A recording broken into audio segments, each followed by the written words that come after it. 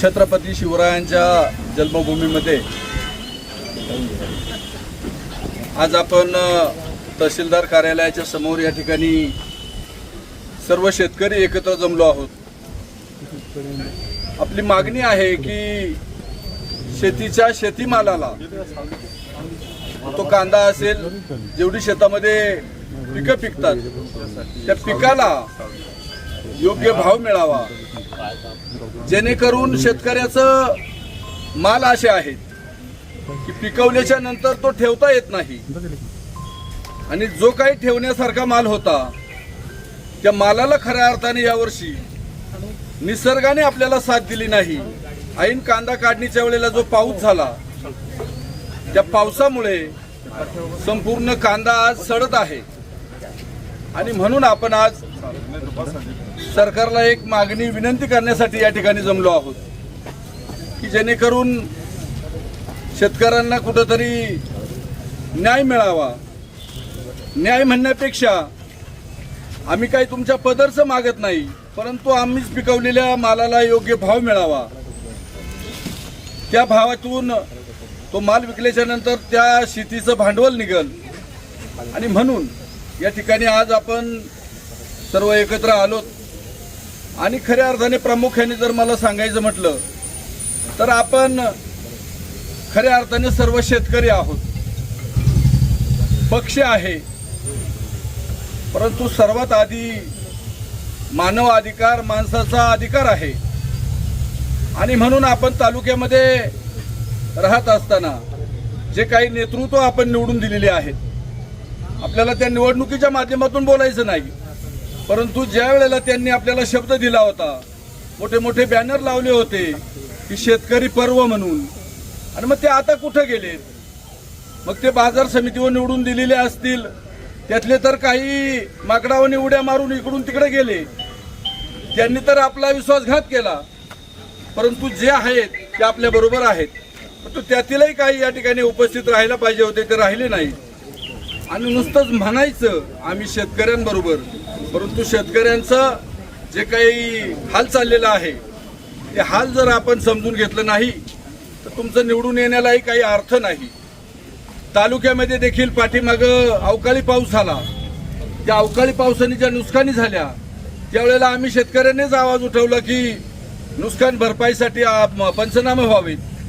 ह्या सर्व गोष्टी होत असताना या ठिकाणी पंचनामे झाले, परंतु ज्या पद्धतीनं त्याच्यावरती लवकरात लवकर मग ती नुकसान भरपाई असेल, जे काय असेल ते प्रतिनिधीला बोललं पाहिजे।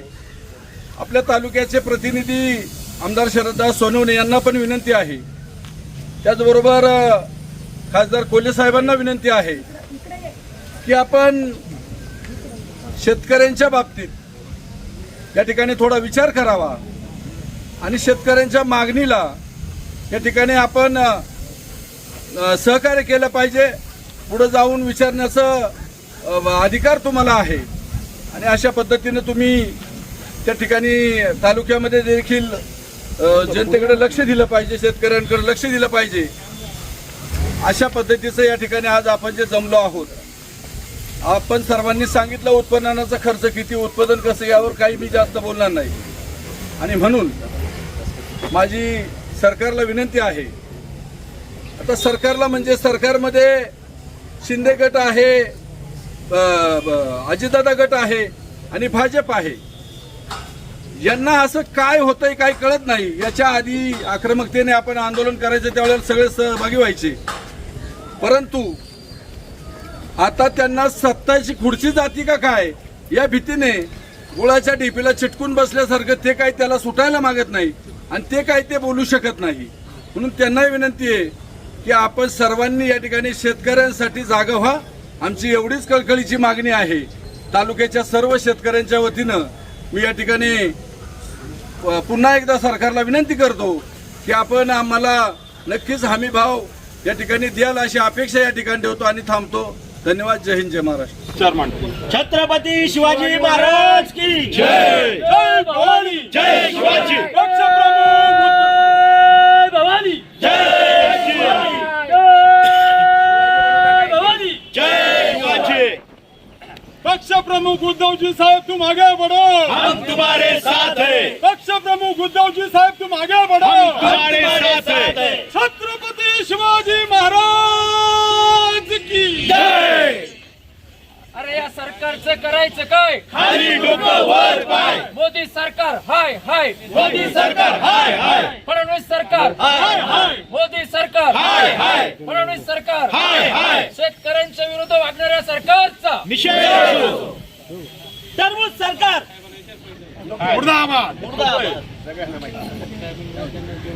शेतकऱ्यांच्या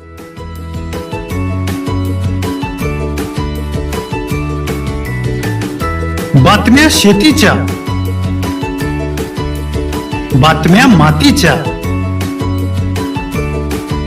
बातम्या अन्यायाच्या, गुन्हेगारीच्या,